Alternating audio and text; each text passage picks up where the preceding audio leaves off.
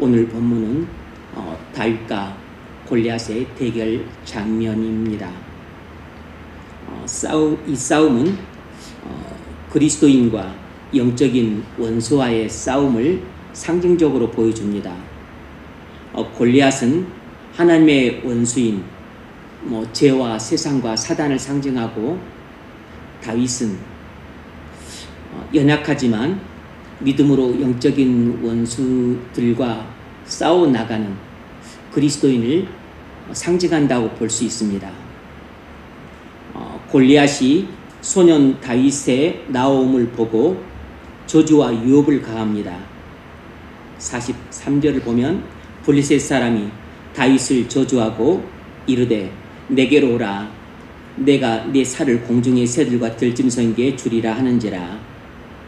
골리앗이 다윗을 저주하고 위협하듯이 악한 세력들은 우리를 위협해서 우리 믿음을 흔들어 불안에 빠뜨리려고 합니다. 사단은 우리에게 늘 이렇게 겁을 줍니다. 너 그렇게 주중예배 다 참석했다가는 직장에서 인정도 못 받고 승진도 못해. 적당히 해라. 매일 말씀 묵상하고 기도한다고 밥이 나오냐 쌀이 나오냐. 자기 개발도 하고 술자리도 참석해서 윗사람들 눈에 들어야지. 그래야 직장 생활도 원만하고, 안 그러면 눈밖에 난다. 동료들이 네 안 좋아해. 이렇게 사단은 우리 어깨 위에 딛고 서서 우리를 위한 척 이렇게 겁을 줍니다. 너 믿음으로 산다고 하는데 그러다가는 낙동갈 오리알 되는 수가 있어. 사단은 어찌하든지 우리가 이 땅을 믿음으로 사는 것을 방해하려고 안간힘을 씁니다. 그런데 사람들은 교회를 다녀도 이런 이야기를 한 귀로 듣고 한 귀로 흐르는 경우가 많습니다. 사단이 정말로 내게 그렇게 말을 할까? 그런 생각을 하는데, 이것은 엄마가 내게 말하는 것만큼이나 실제적으로 일어난 일이고, 그리고 확실한 사실입니다. 골리앗이 다윗을 겁주듯이 악한 세력들은 항상 우리를 이렇게 겁을 줍니다. 영적인 심리전에서 겁을 먹으면 벌써 진 것입니다. 다윗은 조금도 겁을 먹지 않고 당당히 대응했습니다. 다윗은 어떤 무장을 하고서 골리앗과 싸우고 있죠? 오늘 우리가 주목해야 될 것은 다윗이 어떤 무장을 하고서 골리앗과 싸우고 있는가 하는 것입니다. 다윗은 하나님의 전신갑주를 입고 골리앗과 싸우고 있습니다. 이 사실은 우리 그리스도인들이 영적인 싸움에서 이기려면 반드시 하나님의 전신갑주를 입어야 된다는 사실을 교훈하고 있죠.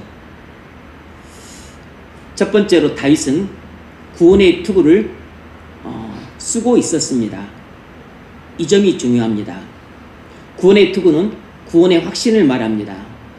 다윗은 구원의 확신으로 충만한 상태로 싸움에 임하고 있습니다.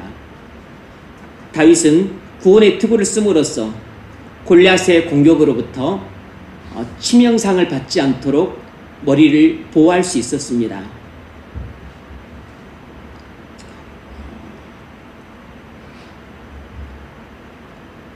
(46절) 상반절을 보면 46절 상반절을 보면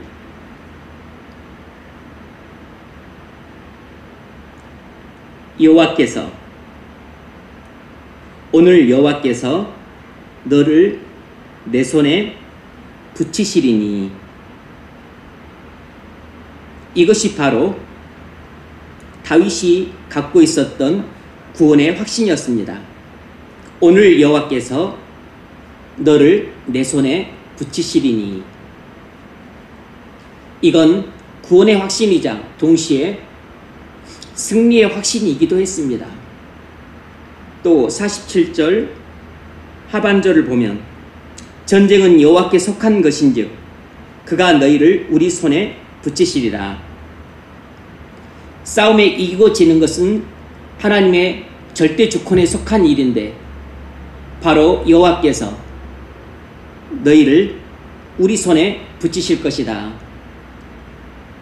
다윗은 이처럼 골리앗과 싸움에서 하나님께서 자신을 보호해 주실 것이라는 구원의 확신 그리고 승리의 확신을 동시에 가지고 있었습니다. 여러분, 우리가 영적인 싸움에서 이기려면 반드시 구원의 확신이 있어야 합니다. 사단은 여러 가지 거짓말로 우리를 속여서 우리 구원의 확신에 대해 의심케 합니다. 그래서 혼란에 빠지게 만들고 자중질환에 빠지게 만들어서 깊은 영적인 수렁 속으로 우리를 빠뜨립니다. 구원의 확신이 대부분 자신의 죄 때문에 흔들리게 되는데 한번 구원의 확신이 흔들리게 되면 이건 완전히 자중질환입니다. 그래서 혼란의 도가니 속에 빠져서 깊은 영적인 침체와 수렁 속으로 끝없이 빠져들게 돼요. 이것이 바로 사단이 성도에게 노리는 수예요. 조심해야 됩니다. 또 반대로 구원받지 못한 사람에게 거짓된 구원의 확신을 줘서 자만심에 사로잡혀 자고한 상태로 지내게 만듭니다. 이런 경우도 꽤 많습니다. 영적인 싸움은 구원의 확신이 없으면 이길 수 없지만 거짓된 확신을 가져도 이길 수 없습니다. 다윗이 골리앗을 상대할 때 구원의 확신으로 충만했던 것처럼 우리도 구원의 확신으로 충만해야 당당히 영적인 싸움에 임할 수 있습니다. 구원의 확신이 충만하면 영적인 싸움에 밀리지 않습니다. 여러분 어떻습니까? 구원의 확신이 있으십니까? 구원의 확신이 있는 것만 안 되고 구원의 확신으로 충만해야 이런 거인 골리앗처럼 아주 강력한 영적인 원수를 만났을 때 거인 골리앗처럼 우리가 감당하기 어려운 그런 엄청난 또 환난에 직면했었을 때에도 근심하지 않고 불안에 떨지 않고 두려움에 사로잡히지 않고 평정심을 유지하면서 당당하게 맞서 싸워 나갈 수 있습니다. 구원의 확신으로 충만한 성도가 되어서 싸움에 이길 수 있는 그런 기초를 갖고 있으시길 바랍니다. 두 번째는 다윗은 의의 흉배를 입고 있었습니다. 의의 흉배는 하나님과 올바른 관계를 상징합니다. 다윗은 하나님 말씀에 순종하는 생활을 함으로써 올바른 관계를 맺고 있었습니다. 16장 18절을 보면 어떤 사람이 사울에게 소년 다윗을 청거할 때 이런 추천사를 했습니다. 내가 베들레헴 사람 이새의 아들을 본즉 수금을 탈 줄 알고 용기와 무용과 구변이 있는 준수한 자라. 용기와 무용과 구변이 있는 준수한 자라고 청거했습니다. 다윗은 하나님과 올바른 관계를 맺고서 큰 용사라는 소문이 이미 나 있을 정도로 평판이 좋았습니다. 하나님과 올바른 관계를 맺고 하나님 말씀에 순종하는 삶을 살아감으로써 하나님이 그와 함께 하셨기 때문에 그는 이미 아직 어린 나이 소년이었음에도 불구하고 큰 용사라는 평판을 얻고 있었고 전쟁의 사람이라고 하는 그 나이에 어울리지 않는 그런 별명을 갖고 있었습니다. 이처럼 다윗은 갑옷은 입지 않았지만 의의 흉배를 입고 있었기 때문에 사단의 공격으로부터 자신의 가슴을 안전히 보호할 수 있었어요. 여러분, 영적인 싸움에서 승리는 하루아침에 이루어진 것이 아닙니다. 우리가 영적인 싸움에서 이기려면 의의 흉배를 입고 있어야 합니다. 날마다 하나님 말씀에 순종하는 생활을 함으로써 하나님과 올바른 관계를 맺고 살아야 합니다. 그래야 우리 눈에 보이지 않는 의의 흉배를 입고서 언제 어디서라도 악한 원수들의 예리한 공격의 칼날을 막아낼 수 있습니다. 의의 흉배란 우리 목부터 그리고 우리 허벅지 윗부분까지 우리 가슴과 복부에 중요한 부위를 보호해주는 장구입니다.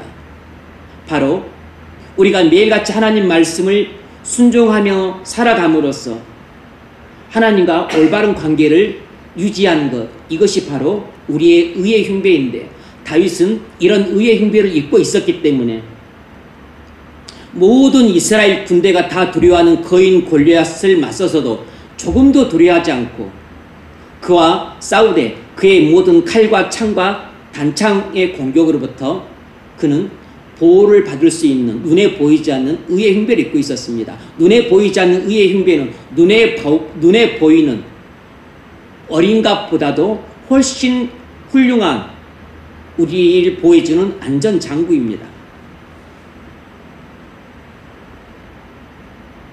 여러분은 매일 말씀과 성령에 순종하는 생활을 함으로써 하나님과 올바른 관계를 맺고 살고 있습니까? 만일 여러분이 이렇게 살고 있다면 여러분은 의의 흉배를 입은 자로서 악한 원수들의 예리한 공격의 칼날을 막아낼 수 있을 것입니다. 평상시 하나님과 관계가 이렇게 중요한 것이에요. 평상시 하나님과 올바른 관계를 맺고 살아가는 것은 우리가 언제 어디서 악한 세력과 영적인 싸움을 하든지 간에 이 의의 흉배를 입고 있으면 우리는 겁먹지 않고 담대하게 싸울 수 있습니다. 그러나 우리가 의의 흉배를 입고 있지 않다면 우리는 거의 맨살을 드러내고 싸우는 꼴이 되므로 그가 칼로 우리를 찌르거나 창으로 우리를 공격할 때 우리는 우리를 보호해줄 장비가 없기 때문에 무방비 상태로 당하기 쉬운 것입니다. 그러므로 영적인 싸움의 현장, 그 순간의 싸움만이 아니고 우리가 어떤 영적인 싸움은 그냥 찰나의 순간에 또는 단기간에 이루어지는데 이 찰나의 순간에 이루어지는 영적인 싸움의 승패는 평상시 우리가 하나님 말씀에 순종하는 삶을 삶으로써 올바른 관계를 유지하고 있는가, 이 평상시의 삶이 이 순간의 영적인 싸움의 승패를 좌우한다고 말할 수 있어요. 평상시의 생활이 우리의 이 영적인 긴박한 찰나의 싸움에서의 승패를 결정하는 것입니다.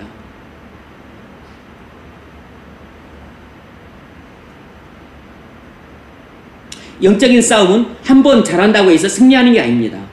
평상시 하나님과 올바른 관계를 맺고 살아야 우리는 언제 어디서 벌어질지 모르는 영적인 싸움에서 그 긴박한 찰나의 순간에 승리할 수 있어요. 우리가 매일 말씀과 성령에 순종하는 생활을 함으로써 하나님과 올바른 관계를 맺고 살길 바랍니다. 그래서 의의 흉배를 입음으로써 악한 원수들의 공격을 언제 어디서든지 간에 막아내시기를 바랍니다. 세 번째로 다윗은 진리의 허리띠를 메고 있었습니다. 진리의 허리띠란 진실성의 허리띠를 말합니다. 군복은 헐렁하기 때문에 허리띠를 매지 않으면 찰랑거려서 전투에 임할 수가 없습니다. 다윗은 진실과 겸손과 성실의 허리띠를 메고 있었습니다. 46절 중반절을 보면 내가 너를 쳐서 네 목을 베고 블레셋 군대의 시체를 오늘 공중의 새와 땅의 들짐승에 주어 온 땅으로 이스라엘의 하나님이 계신 줄 알게 하겠고 또 여호와의 구원하심이 칼과 창에 있지 않음을 이 무리에게 알게 하리라. 이 대목에서 다윗의 마음속에 숨겨져 있는 진실한 소원을 발견할 수 있어요. 다윗의 진실한 소원은 오직 하나님의 영광이 드러난 데 있었습니다. 다윗이 골리앗과 맞서 싸우려고 했던 것은 자신의 목숨을 걸고 골리앗과 싸우려고 해서 이기려고 했던 것은 자신의 일신의 영달을 위해서가 아니고 출세를 위해서가 아니었습니다. 부마가 되기 위해서가 아니었어요. 다윗의 마음속에 감춰진 진실한 소원은 하나님의 이름이 욕됨을 못 참고 하나님의 영광이 온전히 이스라엘과 블레셋과 온 땅에 드러나기를 바라는 그 진실한 소원 때문에 싸웠던 겁니다. 다윗은 진실의 허리띠를 맨 채 싸우고 있었던 것이에요. 그러니 질 수가 없었던 것입니다. 여러분, 우리가 영적인 싸움에서 이기려면 평소에 진실의 허리띠로 우리의 영적인 허리를 단단히 조여매고 있어야 빠릿하게 움직여 잘 싸울 수 있습니다. 만일 진실 허리띠를 우리가 영적인 허리에 동여매지 않고 있으면 우리는 찰랑거리는 군복을 입고서 허둥지둥 거리면서 제대로 싸움도 못할 것입니다. 허리띠를 단단히 졸려맨 사람들이 일도 잘하고 그리고 부엌일도 잘하고 그리고 싸움도 잘하는 것이에요. 근데 허리띠를 느슨하게 메고 바지가라이가 쭉 내려져 가지고 핫바지 입은 채로 그렇게 살아가는 사람들은 당연히 달리기도 못하고 그리고 직장에서 일도 못하고 주부가 부엌일도 제대로 못해요. 그런 사람은 싸움도 못하는 것입니다. 여러분은 지금 다윗처럼 마음속에 자신의 안정된 삶이 아니라 하나님의 영광을 구하는 진실된 소원이 있습니까? 여러분이 신앙생활을 하는 목적, 여러분이 또 충성하는 목적, 여러분이 영적인 싸움에서 꼭 이겨야 되만 하는 목적, 그것이 1차적으로는 나의 경건생활과 또 나의 영적으로 부유한 삶을 위해서지만, 그러나 궁극적으로는 하나님의 영광을 위해서 여러분이 그렇게 살기를 원하는 진실된 소원을 갖고 있습니까? 이런 진실함의 허리띠로 허리를 동여맨 사람이라야 영적인 싸움에서 이길 수 있어요.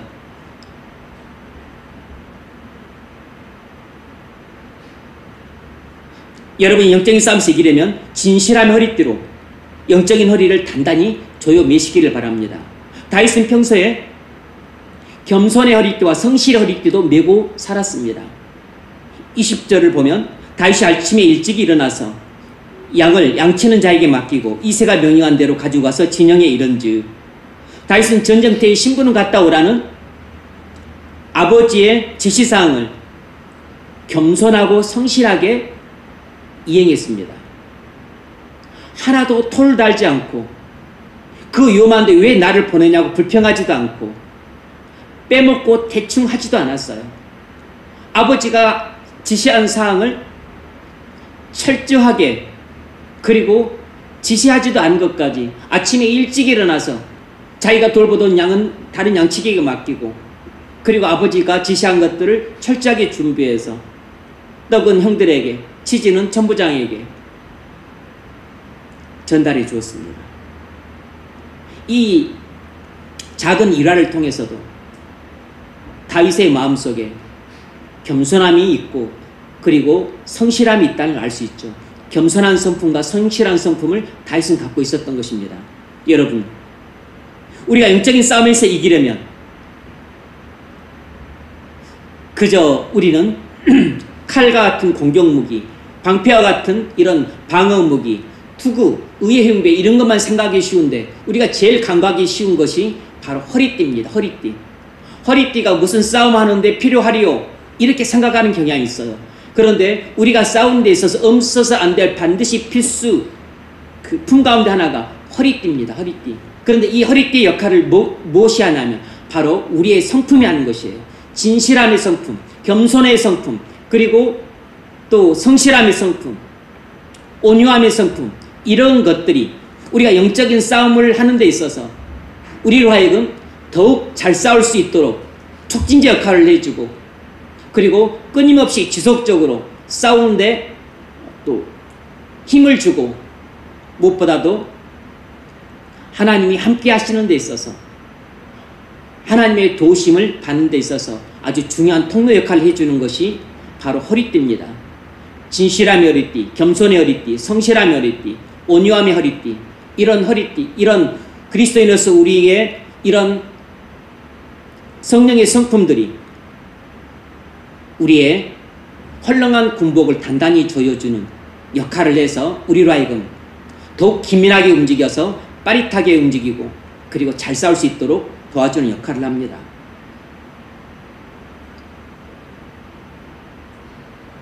우리가 영적인 싸움에서 이기려면 진실함과 겸손함과 성실함의 성품이 필요합니다.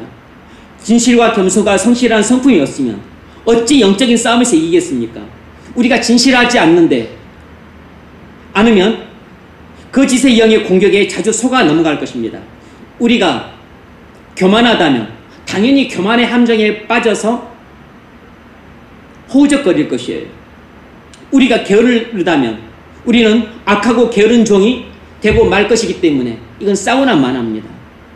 그러므로 우리가 영적인 싸움에서 이기려면 진실과 겸손과 성실함이라는 허리띠를 단단히 메고 살아야 합니다. 여러분, 바지춤 허리띠 탁 풀어놓고서 바지춤 늘어잡고서 배가 이만큼 튀어나온 채 그렇게 사는 사람 치고 달리기를 잘하는 사람 보셨습니까? 기민하게 움직이는 사람 보셨어요? 일을 빠릿빠릿 해서 음식도 빨리빨리 만들고 청소도 빨리빨리 하고 그리고 업무도 척척 처리하고 그런 사람은 다 허리띠를 단단히 졸려맨 사람들입니다. 허리띠를 단단히 졸려맨 사람이 장사도 잘하고 일도 잘하고 그리고 달리기도 잘하는 것이에요. 그런 사람이 싸움도 잘하는 것입니다. 다윗은 평소에 진실과 겸손과 성실의 허리띠를 단단히 메고 살았기 때문에 골리앗과의 싸움에서도 이길 수 있었습니다. 우리도 평소에 진실과 겸손과 성실의 허리띠를 단단히 메고 산다면 골리앗 같은 영적인 원수들과의 싸움에서 이길 수 있을 것입니다. 네 번째로 다윗은 평안의 복음의 신발을 신고 있었습니다.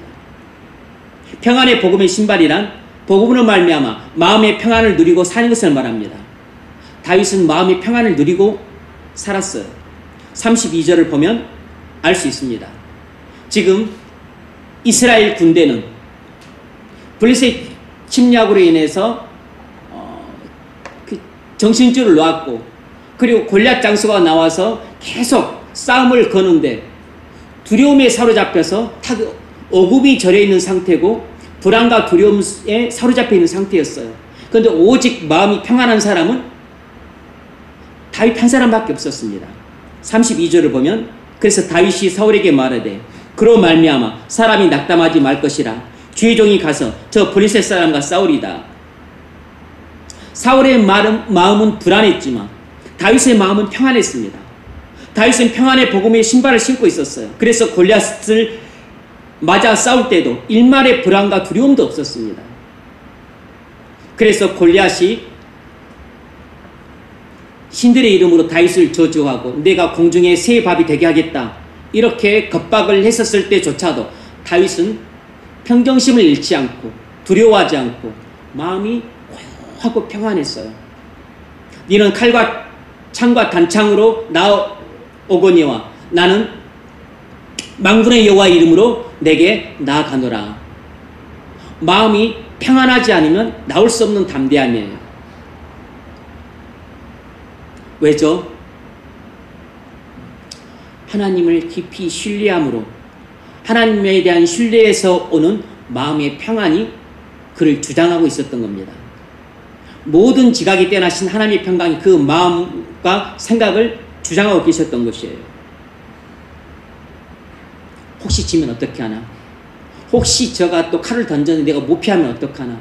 아이고 저는 갑옷을 다 입었는데 나는 갑옷도 없이 그냥 막대기만 갖고 나오는데 이러다 개죽음 당하지 않을까? 그런 근심이 없었어요. 그런 불안이 없었습니다. 일말의 두려움도 없었어요. 하나님에 대한 절대적인 신뢰 때문에 모든 지각이 뛰어나신 하나님의 평강이 다윗의 마음과 생각을 주장하고 계셨던 것입니다. 모든 사람이 다 불안해하고 두려워하는데 오직 가장 불안해하고 두려워할 법도 한 다윗만 거인 골리앗 장수 앞에서 평안을 했어요. 이것은 사람의 만들어낸 평안이 아니라 모든 지각이 뛰어나신 하나님의 평강이 마음을 주장할 때 얻을 수 있는 평강이에요. 바로 평안의 복음의 신발이란 이런 것을 말하는 것입니다. 여러분 마음은 평안하십니까? 우리 마음이 근심으로 가득하면 죄의 유혹에 넘어가기 쉽습니다. 근심이 가득 찬 마음은 절대로 영적인 싸움에서 이길 수가 없어요. 우리 마음이 불안하면 영적인 싸움을 할 준비 자체가 안 됐기 때문에 영적인 싸움에서 백전백패입니다. 우리가 두려움에 사로잡히면 사단은 우리의 약점을 파고들어서 우리를 더욱 시험 들게 하기 딱 좋기 때문에 사단의 밥이 되고 말 것입니다. 걱정이 많은 사람, 이건 이미 싸우기 전에 진 것입니다.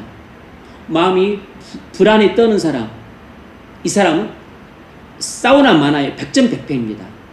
마음속에 두려움이 가득한 사람, 사단은 그 두려움을 더욱 강화시켜서 두려움에 사로잡혀 먹게 만들어서 결국에는 그 두려움이 나중에 불신으로 변하게 됩니다. 영적인 싸움에서 이기려면 반드시 우리 마음속에 근심이 사라지고 불안이 사라지고 두려움이 사라져야 됩니다. 반드시 마음이 평안해야지만 거기서 담대함과 용기가 나와서 난적과 싸워서 이길 수 있어요. 우리가 어떻게 골리앗 같은 죄와 싸워서 이길 수 있겠습니까? 어떻게 골리앗 같은 그 세상과 싸워서 이길 수 있겠어요? 어떻게 골리앗 같은 이 사단과 싸워 이길 수 있겠습니까? 골리앗 같은 죄와 싸우는데 마음이 막 걱정이 가득해요. 어떻게 싸울 수 이길 수 있겠습니까? 불안이 가득합니다. 그런데 어떻게 이 세상의 유혹을 이길 수 있겠어요? 건강 때문에 두려움이 가득해요. 돈 때문에 두려움이 가득합니다. 현재 내가 처해 있는 상황 두려움이 가득해요. 어떻게 사단의 시험을 이기겠습니까? 사단의 밥이 되죠. 근신하라 깨어라. 이 말이 무슨 뜻이겠습니까? 조심해라. 네 영적으로 깨어있어라. 이 말이 무슨 말이겠어요? 우리 마음을 단단히 잘 지키라는 것입니다. 그 걱정에 빠지고 불안에 빠지고 두려움에 빠지는 것은 근신하지 못한 것이고 깨있지 못한 것이에요. 너희 대적 마귀가 우는 사자같이 삼킬자를 찾아 두루 다니나니 너희 대적 마귀가 삼킬자를 찾아 우는 사자같이 두루 다니나니 너희는 믿음을 굳게 하여 그를 대적하라. 믿음을 굳게 할 수가 없어요. 왜냐하면 믿음을 갉아먹는 걱정에 사로잡혀 있고 불안에 사로잡혀 있고 두려움에 사로잡혀 있는데 어떻게 믿음을 굳게 할 수 있습니까? 이미 걱정, 불안, 두려움 때문에 믿음이 약화돼 버렸는데 믿음이 없어져 버렸는데 사단을 대적할 수가 없죠. 죄를 대적할 수가 없죠. 세상을 대적할 수가 없는 것입니다. 마음의 평안이 얼마나 중요한 문제인지 모릅니다.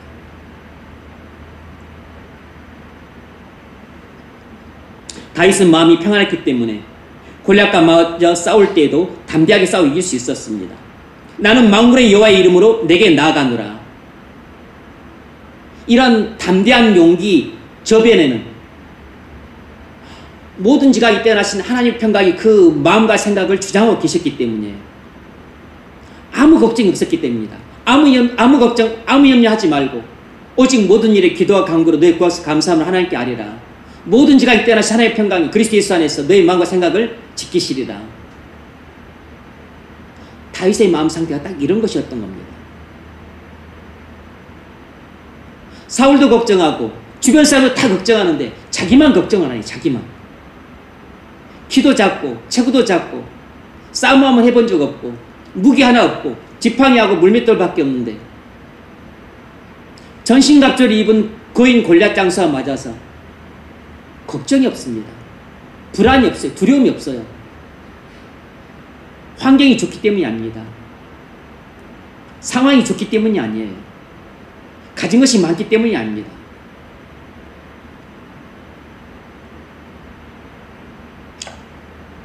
하나님에 대한 절대적인 신뢰가 그 어떤 것도 흔들 수 없는 마음에 평안을 주는 것입니다. 악인의 마음은 평안이 없나니 더러운 것을 쏟고 쳐내는 요동하는 바다와 같다 했습니다. 악인의 마음은 평안이 없어요. 그러나 의인의 마음, 하나님과 친밀한 교제와 친밀한 동행하는 삶을 살아가는 의인의 마음에는 아무리 무서운 상황 가운데 있어도 마음이 평안한 것입니다. 이것이 바로 그리스도인이 그리스도 안에서 누리는 복이에요. 모든 지각이 뛰어나신 하나님의 평강이 그리스도 예수 안에서 너희 마음과 생각을 지키시리라. 모든 지각이 뛰어나신 하나님의 평강이 여러분의 마음과 생각을 지켜주시길 바랍니다. 그래서 어떤 고난의 상황에서도 평안할 수 있길 바랍니다. 어떤 위기 일발의 상황에서도 걱정, 불안, 두려움에 사로잡히지 않고 평안할 수 있기를 바랍니다. 어떤 예기치 못한 그런 환경이 닥친다 할지라도 겁먹고 두려워하고 불안에 떨고 안절부절 못하는 그런 자불안석하는 상태에 빠지지 않고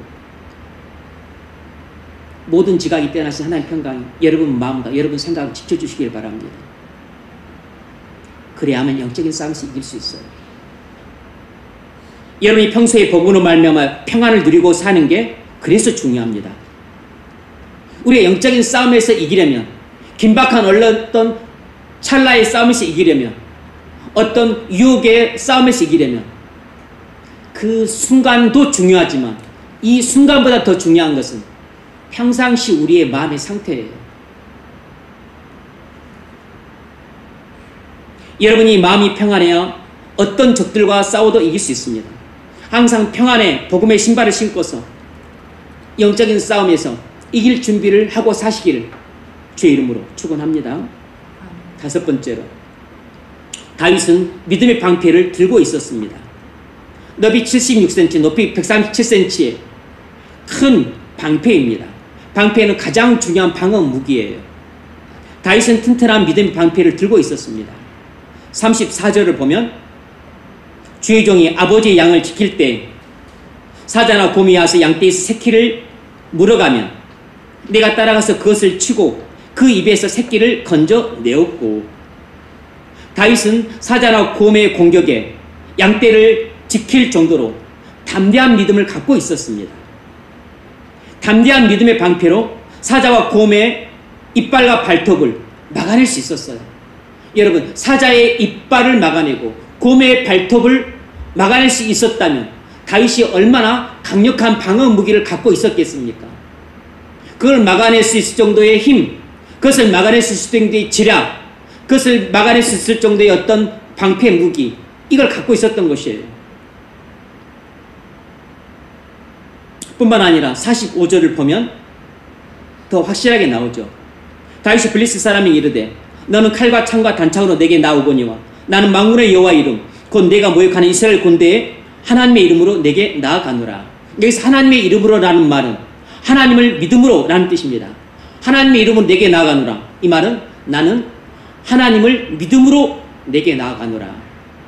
다윗은 모든 창을 막아낼 수 있는 하나님을 믿음이라는 방패를 두고 나갔습니다. 하나님에 대한 전적인 신뢰라는 다윗이 든 이 믿음의 방패는 골리앗의 칼과 창과 단창을 능히 막아낼 수 있는 튼튼한 방패였어요. 다윗이 든 하나님에 대한 전적인 신뢰라는 이 방패는 바로 이지스였습니다. 신의 방패였어요. 신의 방패.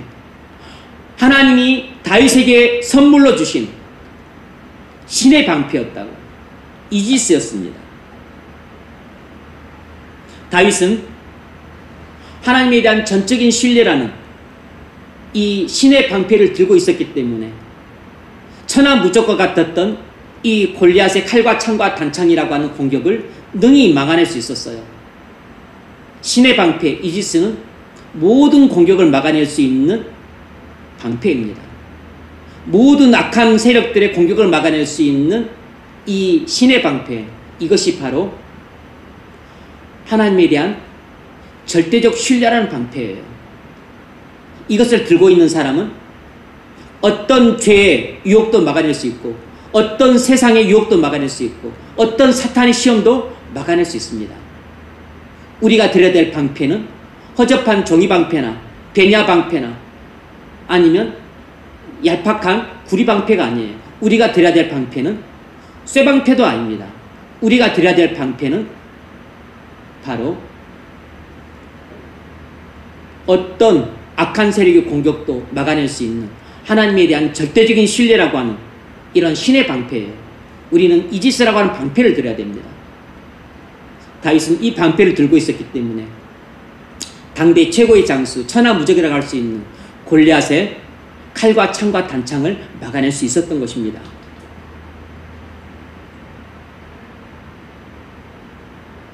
여러분, 우리는 매일 매 순간 영적인 싸움을 합니다. 여러분의 믿음의 방패가 준비되셨습니까? 여기서 믿음은 주님에 대한 믿음입니다. 구체적으로 주님의 인격과 능력에 대한 믿음이기도 하고 무엇보다도 주님의 말씀에 대한 믿음이라고 말할 수 있어요. 방패는 가장 중요한 방어 무기입니다. 우리가 주님의 말씀을 믿지 않을 때 우리는 악한 세력의 유혹을 막아낼 무기가 없는 셈입니다. 여러분이 유혹의 속수무책으로 지고 있다면 그건 여러분이 믿음의 방패가 없다시피 할 정도로 유명무실하기 때문입니다. 내가 믿음의 방패라고 들긴 들었는데 종이 방패를 들고 있는 것입니다. 내가 믿음의 방패를 들고 있는데 뭐 1mm짜리 배냐판 방패를 들고 있는 것이에요.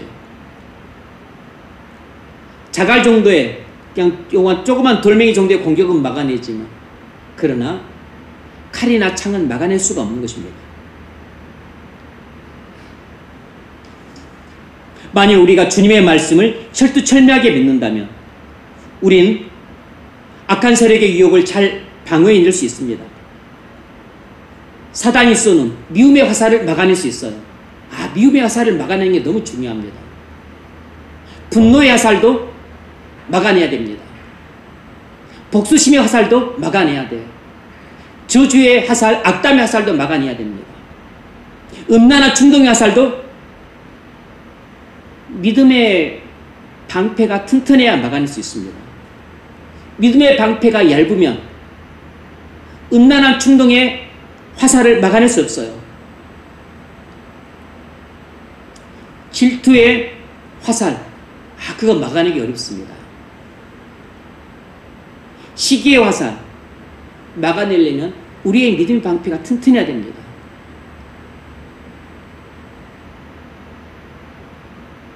믿음의 방패가 튼튼할수록 육체의 정욕에서 오는 유혹들을 잘 막아냅니다. 그래서 내가 믿음의 방패가 튼튼한가 튼튼하지 않는가는 내게서 일어나는 육체의 정욕에서 오는 유혹들을 내가 얼마나 잘 커트해내는가를 보면 알 수 있어요. 안목의 정욕에서 오는 유혹들이 정말 강합니다. 이 안목의 정욕에서 오는 유혹들을 내가 얼마나 잘 잘라내는가, 내가 얼마나 그것들을 잘 참아내는가, 얼마나 그것들을 물리치는가, 이걸 보면 내가 얼마나 튼튼한 믿음의 방패를 갖고 있는지, 얼마나 허접한 믿음의 방패를 갖고 있는지 알 수 있습니다. 우리가 유혹이 왔다면 그냥 오자마자 쓰러지고, 먹는 것에 유혹, 잠자는 것에 유혹, 노는 유혹, 쓸데없는 물건 사고 싶은 유혹, 사치하고 싶은 유혹, 허영의 유혹, 물건으로 내가 나를 포장하고 싶은 유혹, 명품을 사서 나를 폼나게 하고 싶은 유혹, 숱한 유혹들에 내가 숱하게 넘어지고 있다면 그 사람은 사실 믿음의 방패가 전혀 없는 사람입니다. 유혹에 지고 있다는 것은 유혹을 막아낼 믿음의 방패가 없다는 뜻이에요. 유혹을 절반 정도 막아내고 있다면 그것은 내가 절반 정도밖에 못 막아내는 연약한 믿음의 방패를 갖고 있다는 뜻입니다. 유혹들을 내가 아주 잘 막아내고 있다면 나는 아주 튼튼한 믿음의 방패를 갖고 있는 셈이죠. 어떤 유혹도 나를 거의 이길 수가 없다. 난 거의 모든 유혹들을 잘 막아내고 있다. 그런 정도라면, 거의 다윗 수준이라면, 거의 요셉 수준이라면, 거의 다니엘 수준이라면 여러분은 신의 방패를 갖고 있는 것입니다. 여러분은 하나님의 놀라우신 은혜로 이지스와 같은 방패를 갖고 있는 것이에요. 여러분은 영적인 싸움에서 훌륭한 전과를 거둘 수 있습니다. 하나님의 은혜죠.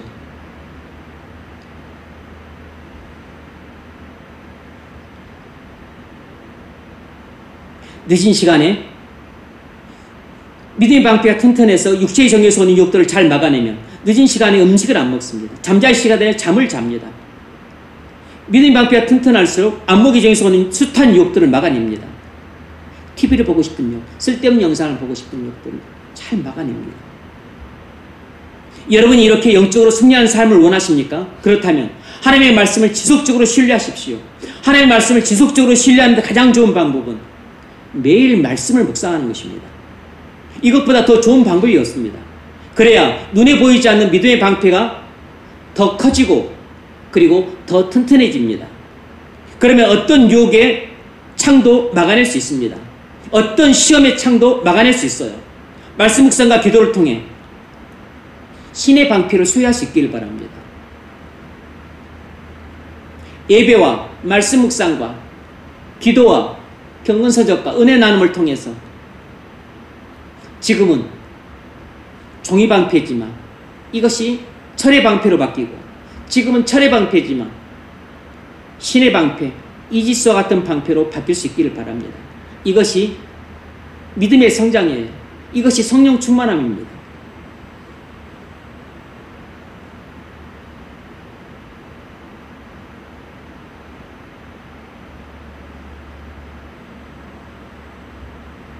그래서 육체 정에서 오는 유혹들을 다 막아내십시오. 안목의 정에서 오는 수많은 유혹들을 다 막아낼 수 있기를 바랍니다. 주님의 인격과 능력을 신뢰함으로 이지스를 소유할 수 있기를 바랍니다. 그래서 쾌락의 유혹들을 막아내고 재물의 유혹들을 막아내시길 바랍니다. 무엇보다도 사단의 시험을 온전하게 막아내셔야만 합니다. 그렇지 않으면 사단이 시험에 들면 실족을 하게 되는데, 실족을 하게 될 경우 우리 인생이 아주 위태로워집니다. 우리 인생이 아주 위태로워진다고. 한 번의 실족만으로도 우리 인생이 방향이 급격하게 바뀝니다. 여섯 번째로, 다윗은 성령의 검을 들고 있었습니다. 성령의 검이란 내게 경험되어진 하나님의 말씀을 가리킵니다. 하나님이 왕으로 기름 부음 받기 전 다윗의 중심을 보시고 기뻐하셨다는 말은 이미 다윗이 하나님 말씀을 믿음으로 순종하여 하나님 말씀이 진리라는 것을 경험하고 있었다는 뜻입니다. 다윗이 기름을 부을 때 사무엘에게 말씀하셨죠. 나 여호와는 외모를 보지 사람은 외모를 보거니와 나 여호와는 중심을 보느니라. 하나님은 다윗의 중심을 보시고 기뻐하셨는데 왜 그렇게 하셨겠어요? 이미 다윗이 왕으로 기름 부음 받기 전 그가 하나님 말씀을 믿음으로 순종하여 하나님 말씀이 진리라는 것을 이미 경험하고 살고 있었던 것입니다. 그래서 다윗의 중심을 보시고 하나님이 기뻐하고 계셨던 것이에요.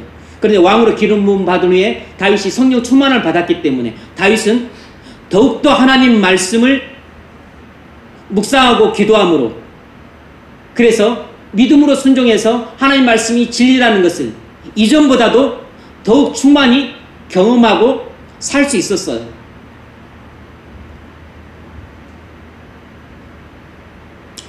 다윗은 비록 연소했지만 성령 충만함을 받은 후에 비록 약간 17세가량의 소년이었지만 강력한 성령의 검을 소유하고 있었습니다. 어떤 대단한 원수도 물리칠 수 있는 강력한 성령의 검을 소유하고 있었습니다. 34절, 35절을 보면 알 수 있죠. 주의 종이 아버지 양을 지킬 때 사자나 곰이 와서 나를 해하고자 하면 내가 그 수염을 잡고 그것을 쳐 죽였나이다. 이것은 다윗이 사자나 곰을 때려 눕힐 만큼 강력한 공격력을 갖고 있었다는 뜻입니다. 영적으로 치자면 영적인 사자가 공격해도 그와 싸워서 죽일 수 있고, 영적인 사자가 누굽니까? 바로 사단이에요. 영적인 곰이 와서 공격할 때도 영적인 곰을 쳐 죽일 수 있는 강력한 공격력을 갖고 있어요. 영적인 곰이 누굽니까? 세상이에요. 세상. 사자 같은 사단이 다윗을 공격할 때 다윗은 그 사단의 시험을 물리칠 수 있는 강력한 성령의 검을 갖고 있었습니다. 광야에서 사단이 예수님을 시험할 때 예수님이 어떻게 사단을 물리쳤습니까? 믿음의 방패로 물리쳤지만, 그러나 예수님은 성령의 검으로 막아내고 물리쳤어요. 사단이 시험할 때마다 예수님은 하나님 말씀, 성령의 검으로 막아내고 물리치고, 또 시험하다 막아내고 물리치고, 또 시험하다 막아내고 물리쳤습니다.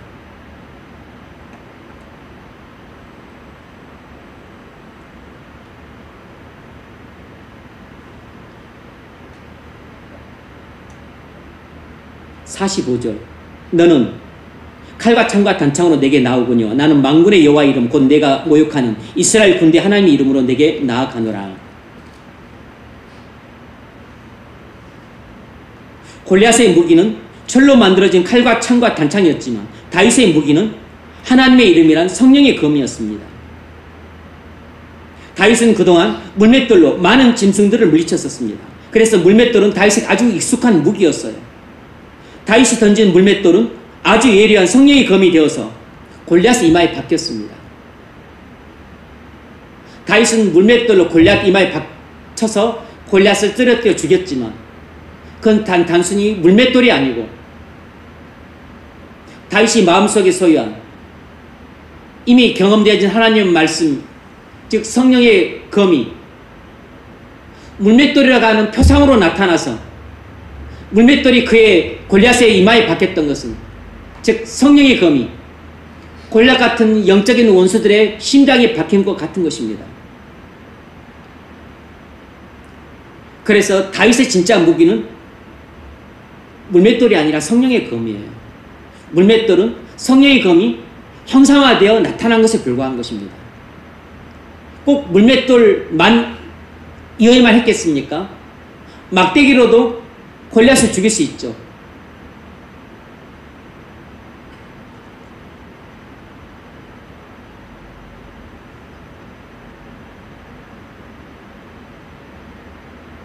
(48절) (49절) 블레셋 사람이 일어나 다윗에게로 마주 가까이 올 때 다윗이 블레셋 사람을 향하여 빨리 달리며 49절 손을 주머니에 넣어 돌을 가지고 물매로 던져 블레셋 사람의 이마를 치매 돌이 그의 이마에 박히니 땅에 엎드러지니라. 익숙한 물맷돌이 바로 내게 오랫동안 경험되어진 하나님의 말씀입니다. 익숙한 물맷돌이 성령의 검이에요. 여러분, 우리에게도 다윗에게 익숙한 물맷돌과 같은 성령의 검이 있습니까?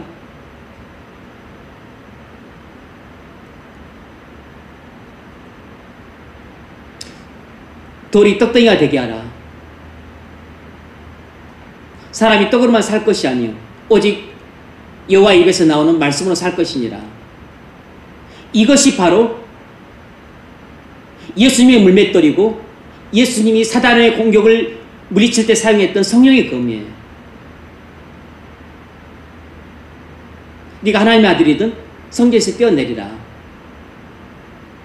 천사가 네 받쳐서 돌 발이 다치지 않게 할 것이라고 했다. 주 너의 하나님을 시험치 말라. 이것이 바로 예수님이 사단에게 던졌던 물맷돌입니다. 이것이 바로 사단의 시험을 물리친 예수님의 성령의 검이에요. 우리에게도 바로 이런 물맷돌이 필요합니다. 아주 익숙한 공격 무기가 필요해요. 내가 여러 번 믿음으로 순종해서 하나님의 진리라고 내게 확정되어진 하나님의 말씀이 필요합니다. 이것이 우리의 성령의 검이에요. 얼마나 익숙해야 이렇게 공격하자마자 막아내고 공격을 했겠습니까? 네가 내게 절하면 내가 천하만국을 주리라.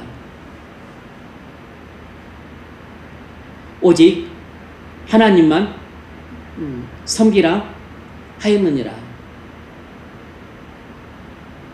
사단의 공격은 집요합니다. 사단은 한 번 공격하고 물러가는 존재가 아니에요.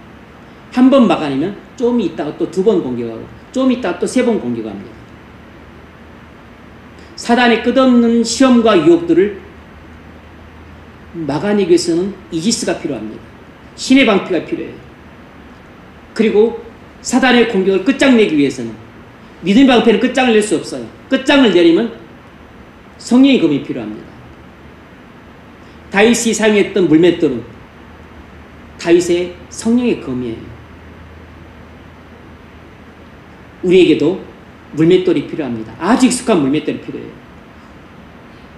내 몸에 아주 딱 달라붙어서 언제든지 내가 휘두를 수 있는, 그래서 아주 내가 자유자재로 다룰 수 있는 성령의 검이 필요합니다.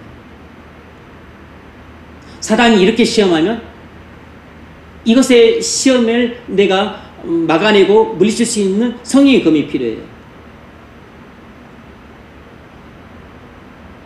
예수님은 하나님의 아들이시오 구주시라는 이 한 가지 말씀으로 모든 만가지 시험을 물리치고 그리고 사단의 공격, 죄의 공격, 세상의 공격을 막아낼 공격할 수 있는 성령의 검이 되지 못해요. 내가 말씀을 믿음으로 순종함으로 내게 진리라고 경험되어진 하나님 말씀이 많이 필요합니다. 예수님이 사단의 시험을 한 가지 말씀을 물리친 게 아니잖아요.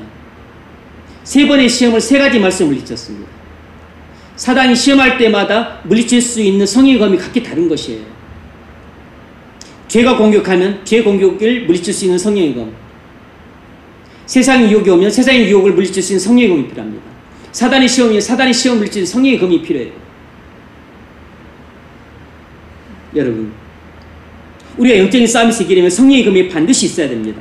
여러분에게 성령의 검이 있습니까? 여러분이 하나님의 말씀을 믿음으로 순종하여 진리라는 것을 경험한 하나님의 말씀들이 많이 있습니까?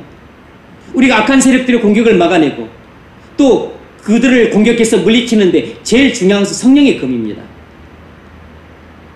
악한 세력과의 싸움에서 우리가 갖춰야 될 하나님의 전신 갑주가 있는데 6가지가 있는데 그중에서 가장 단연 중요한 것은 성령의 검이라 할 수 있어요. 왜냐하면 검은 방어 무기이자 동시에 공격 무기이기 때문입니다. 성령의 검은 하루아침에 이루어지지 않습니다. 오랜 세월 동안 우리가 직접 하나님의 말씀을 하나씩 믿음으로 순종하여 진리라는 것을 깨달아 감으로써 만들어지는 것이기 때문이에요. 성령의 검은 하루아침에 만들어지지 않아요. 1년 만에 만들어지지도 않습니다. 1년, 2년, 10년, 20년, 30년, 40년, 50년 이렇게 오랜 세월에 걸쳐서 갈고 닦고 담금질을 함으로써 만들어지는 것이에요.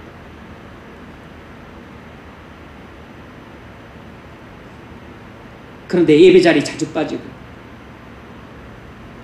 기도도 안 하고 묵상도 안 하고 성경도 안 읽고 어느 세월에 성령의 검이 만들어지겠습니까? 교회를 30년, 50년 다녔는데 성령의 검 한 자루가 없어요. 믿음의 방패가 없습니다. 이런 사람은 언제 시험에 들어도 이상하지 않은 것입니다. 언제라도 실족할 위기상황 가운데 살고 있는 사람이에요. 그가 시험에 들고 실족하지 않는 것은 다만 하나님의 크고 놀라우신 이해할 수 없는 불가사의한 전적인 은혜로 돌봐주고 계시기 때문에 그가 시험에 들지 않고 실족하지 않고 있는 것이에요.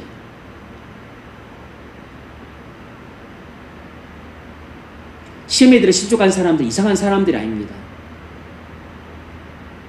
믿음의 방패가 없었기 때문에 그가 쏜 두려움이라는 화살에 맞아서 시험에 든 것입니다. 불안이라는 화살에 맞아 시험에 든 것입니다. 아주 그냥 미움과 분노, 불쾌함이라는 화살에 맞아 시험에 드는 것이에요. 그래서 실족한 것입니다. 꽈당 넘어진 것이에요. 믿음의 방패가 종이장 같았기 때문입니다. 그 시험이 왔었을 때 이게 시험이라는 것을 인지도 못하고 사단인지도 모르고 성령 믿음의 방패가 없는 사람이 무슨 성령의 검이 있겠습니까? 막대기라는 성령의 검도 없었을 겁니다. 종이로 만든 성령의 검도 없었을 것이에요. 뭘로 싸우겠습니까? 뭘로? 물리칠 수가 없죠. 사단이 쏜 시험의 화살이 이것이 내 마음속에 일어난 생각이다. 이것이 맞는 것 같아. 사단이 계속 뜨고 그래야만 네가 살 수 있어. 그것이 너를 위하는 길이야. 그래야만 너한테 그것이 이익이 돼. 맞아. 그렇게 넘어지는 것입니다. 그런데 본인에게는 이러한 메커니즘이 일어났다는 사실조차도 몰라요.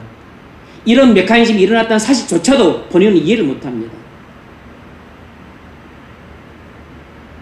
먼 훗날 혹 깨달으려거나 아니면 나중에 설명을 해주면 그때서야 고개를 까딱거리면서 이해할 수 있을지도 모르겠습니다.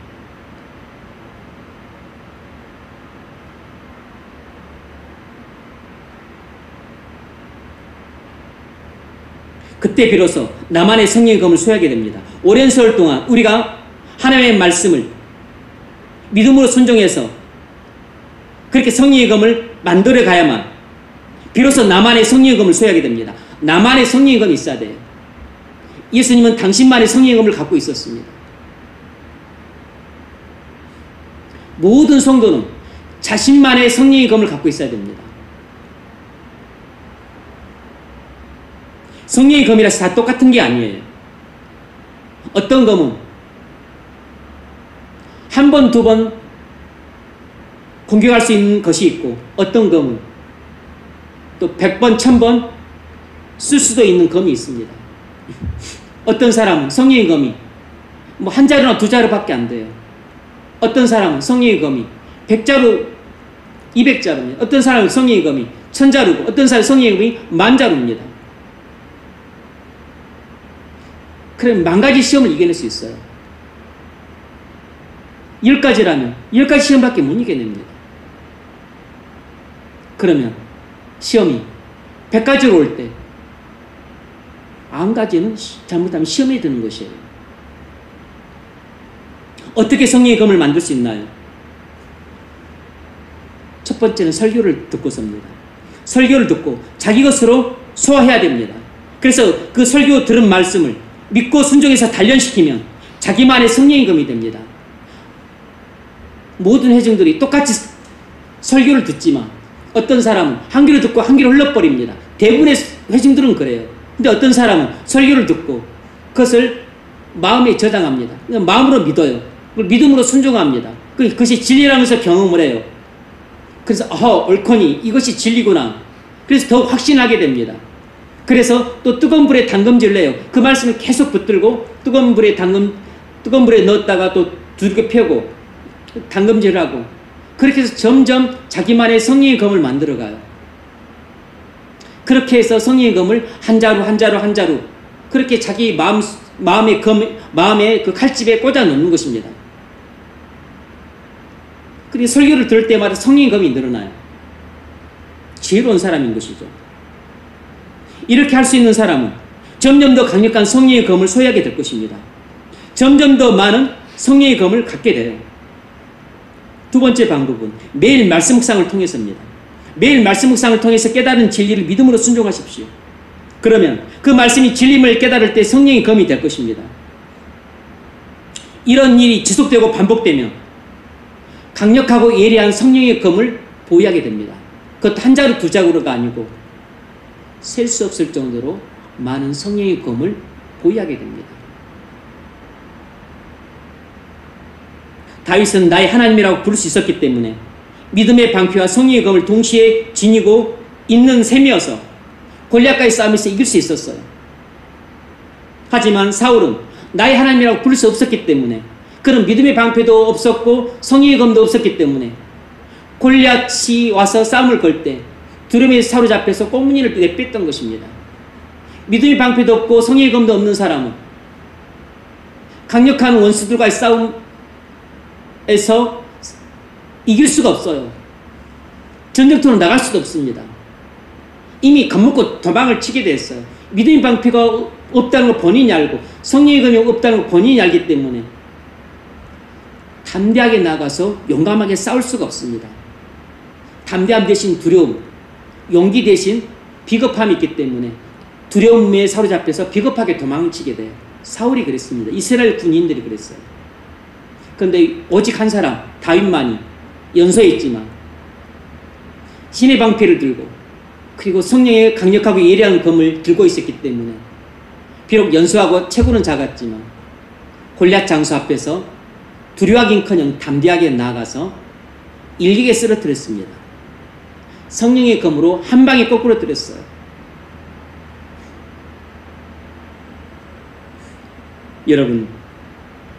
여러분이 나의 하나님, 나의 주라고 부를 수 있다면 여러분은 영적인 싸움에서 백전백승할 수 있습니다.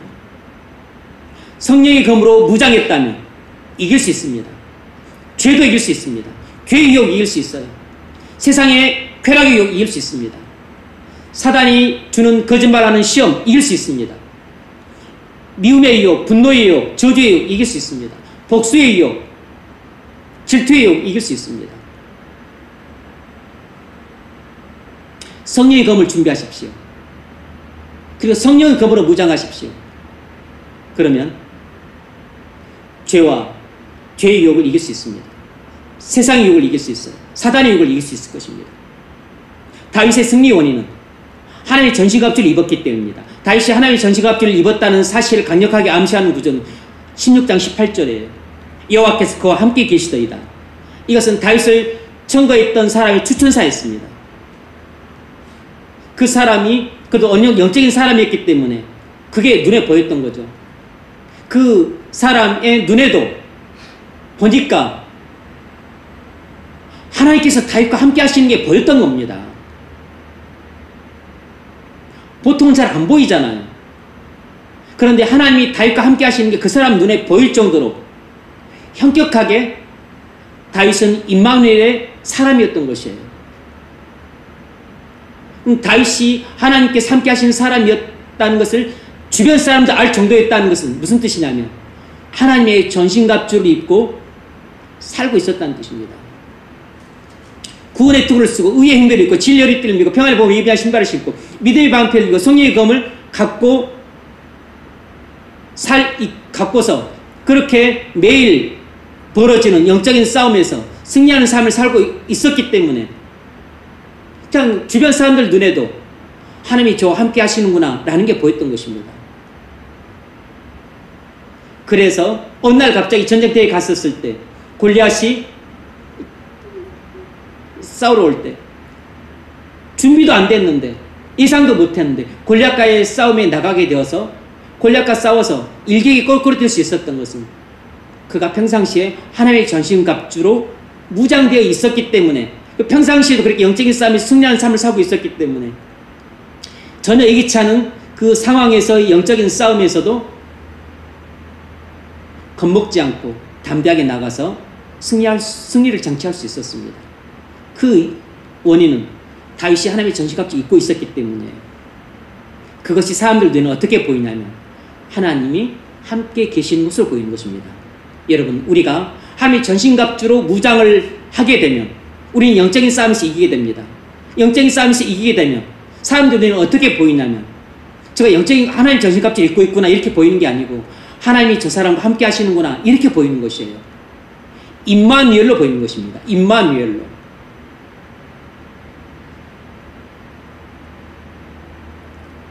그래서 하나님이 여러분과 함께 하시길 바랍니다. 하나님이 여러분과 함께 하시면 여러분에게 구원의 투구를 씌워주실 것이고 의의 응배를 입도록 도우실 것이고 진리의 허리띠를 매게끔 인도하실 것이고 평안의 복음에 예배한 신발을 신게 하실 것이고 믿음의 방패를 들려주실 것이고 그리고 성령의 검을 여러분 손에 쥐어주실 것입니다. 그때 하나님이 함께 계시다는 것을 나만 아는 게 아니고 남도 알게 됩니다. 남들이 알 정도로 하나님이 나와 함께 계시다는 것을 그렇게 알 정도 됐다는 얘기는 하나님의 놀라우신 은혜로 내가 하나님의 전신갑주를 입고 매일같이 치열한 영적인 싸움에서 승리하는 삶을 살고 있다는 반증이에요. 우리가 하나님의 전신갑주를 꼭 입어야 됩니다. 그래야만 골리앗처럼 강력한 죄의 유혹들을 물리칠 수 있습니다. 골리앗처럼 강력한 이 세상의 엄청난 유혹들을 물리칠 수 있어요. 골리앗처럼 강력한 사단의 시험을 물리칠 수 있습니다. 하나님의 전신갑주를 입고 있어야지만 골리앗 같은 고난을 극복할 수 있어요. 골리앗 같은 전혀 예기치 않은 상황에서 찾아오는 위기 상황을 돌파해낼 수 있습니다. 골리앗처럼 강력한 도무지 해결되지 않는 우리 현실 내의 그 난제들의 공격을 받아도 우리가 이것을 감당하고 참고 인내할 수 있습니다. 무엇보다도 골리앗처럼 강력한 우리를 너무 힘들게 하는 사람들을 만나도 그를 사랑으로 포용해서 끝내 이길 수 있습니다. 우리 주변에는 가족이나 직장 동료나 친구나 또 교인들 중에는 정말로 우리가 감당하기 어려운 골리앗과 같은 난적들이 있습니다. 아주 그냥 성격이 이상한 사람, 기질이 난폭한 사람, 불같은 기질을 갖고 있는 사람, 아주 달질 같은 사람, 말이 거친 사람, 무리하게 짝이 없는 사람, 남을 배려하지 않는 사람, 그리고 정신연령이 너무 낮아서 중2와 같은 사람, 낯을 가리고 자꾸 얼굴도 못 맞추는 사람, 자꾸 장기를 부리고 잔머리 쓰고 잔소리를 쓰는 사람, 그렇게 얄팍한 사람, 힘든 일 할 때는 슬쩍 꽁무니 빼고 화장실 가는 사람, 입만 살아있고 손은 움직이지 않고 발은 움직이는 그 게으른 사람, 공은 자기가 차지하고 일은 힘든 일은 다 직원시키는 그런 상사, 너무 이기적이어서 자기밖에 모르고, 그리고 가족들을 배려하지 않고 또 주변 사람들 배려하지 않는 그런 이기적인 사람들, 감당하기 어려운 골략 같은 사람들입니다. 어떻게 이런 사람들과 만나서 우리가 싸워서 이기죠? 미우면 악을 악으로 갚아야 되나요? 그들을 미워하고 분노하면 되나요? 아닙니다. 그것들을 받아줘야 됩니다. 그리고 악을 선으로 갚아야 돼요. 미움을 사랑으로 갚아줘야 됩니다. 분노를 온유함으로 대체해줘야 돼요. 엄마가 어린애하고 싸우지 않는 것처럼, 안아주고 받아주고 품어주고 기다려주는 것처럼, 엄마의 사랑으로 아기를 돌보는 것처럼 주님의 사랑으로 그들을 포용해줘야 됩니다. 어떻게 그 일을 합니까? 그런 사람 만나면 시험 듭니다. 정말 시험 들어요. 그 사람이 남편이든 아내든 부모든 형제간이든 직장 동료든 친구든 누구든 간에 교인이든 시험 듭니다. 힘들어요. 별로 만나고 싶지 않습니다. 피하도 나누고 싶지 않아요. 근데 피한다고 해서 피하면 편해지면 이기는 게 아닙니다. 지는 것입니다. 어떻게 골리앗처럼 감당하기 어려운 사람들을 사랑으로 포용해서 이 영적인 싸움에서 이길 수 있겠습니까? 하나님의 전신갑주를 입어야 됩니다. 구원의 확신으로 충만해야 돼요. 그래서 구원의 기쁨이 넘쳐야 됩니다. 그리고 평안에 보고 예비한 신발을 신어야 돼요. 마음에 평안이 가득하고 기쁨이 가득해야 됩니다. 이게 힘으로 되는 게 아니에요. 능으로 되는 게 아닙니다. 의의 행배를 입고 있어야 돼요. 하나님과 올바른 관계를 맺음으로 하나님, 그래서 늘 하나님과 함께 친밀한 교제를 나누고, 그리고 기쁨을 얻고 하나님과 친밀하게 동행하고 담대하고 이 의의 행배를 입고 있어야 돼요. 진리 허리띠를 매야 됩니다. 성품이 점점 진실해지고 겸손해지고 온유해지고 성실함으로 바뀌어 가야 돼요. 믿음의 방패를 갖고 있어야 됩니다. 그 정신연령이 낮아가지고 그냥 그 낯가리고 중2 정도밖에 열린 수준이 안 되는 사람, 참 희한하고 생각되죠. 너무 이기적이야. 자신들도 생각하지 않고 자기밖에 모르는 사람, 그 보기만 해도 시험에 듭니다. 무리하게 짝이 없는 사람, 말을 거치게 하는 사람, 아주 난폭한 기질.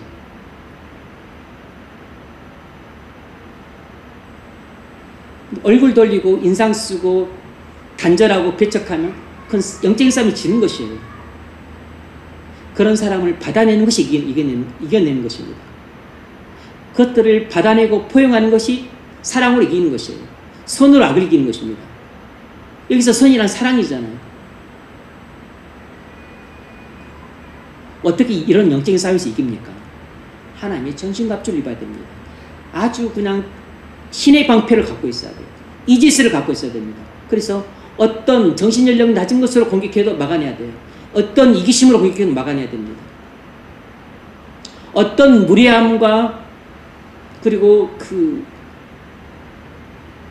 볼썽사하는 것으로 공격해도 막아내야 됩니다. 막아내야 돼요. 신의 방패가 필요합니다. 성령의 검이 필요해요. 성령의 검. 물론 이것은 악한 사탄과의 싸움이지만 성령의 검으로 공격해야 됩니다. 그래서 말을 할 때 그에게 그의 마음을 녹아낼 수 있는 사랑이 가득한 말을 해줘야 됩니다. 마음속에 정말 사랑이 넘쳐서 흘러나오는 사랑의 말이에요. 그를 정말 아끼고 소중히 여겨서 나오는 그런 따뜻하고 부드러운 말입니다. 이것이 그 사람한테는 성령의 검이 되는 것이에요. 그러면 마음문을 닫았던 사람도 엽니다.